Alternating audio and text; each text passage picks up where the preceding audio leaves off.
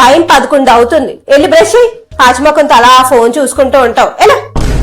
సరే ఆ ఫోన్ అక్కడ పెట్టి వెళ్ళు, లేదంటే ఇప్పుడు అప్పుడే రావు మళ్ళీని. వెళ్తున్నా. రేపు ఒకసారి ఊరు వెళ్దాం, పొలాలు చూసేద్దాం ఒకసారి. నువ్వు ఫ్రీ కదా? అలా చెప్తే ఎక్కడ వినబడుతుంది మామయ్య? ఫోన్ లో వాయిస్ మెసేజ్ ఇవ్వండి, అప్పుడు వింటారు. ఏమన్నావు? ఏం లేదు, ఆ టీ తాగకుండా ఇప్పటి వరకు ఫోన్ లో ఏం చూస్తున్నావా అని అడుగుతున్నాను. అదా, కొత్త రీల్స్ ఒకటి చూస్తున్నా. అందులో ఒక ఆవిడ డాన్స్ చేస్తూ పాట పాడుతుంది, అలా ఆయన ఏమో బ్యాక్గ్రౌండ్ మ్యూజిక్ ఇస్తున్నాడు, జుమ్ చుక్కు జుమ్ చుక్కు జుమ్ చుక్కు అంటూ. మనం కూడా ట్రై చేద్దాం. చేద్దాం. ఇందాక ఫోన్ లో ఎవరో తిడుతున్నట్టున్నారు, ఎవరేంటి? మా మేనేజర్ వర్క్ ఎందుకు ఫినిష్ చేయలేదని అడుగుతున్నారు. ఎందుకు చేయలేదు? ఏముంది, ఎప్పట్లాగే తెలుసుగా, ల్యాప్టాప్ ఆన్ చేసా, get ready with me video start చేసా, టైం అక్కడే గడిచిపోయింది, ఇంకో వర్క్ ఎందుకు అవుతుంది? చూసుకో ఏదో ఒక రోజు జాబ్ లేపేస్తాడు, అప్పుడు రోజు అంతా ఫోన్ చూసుకుంటూ కూర్చోవచ్చు.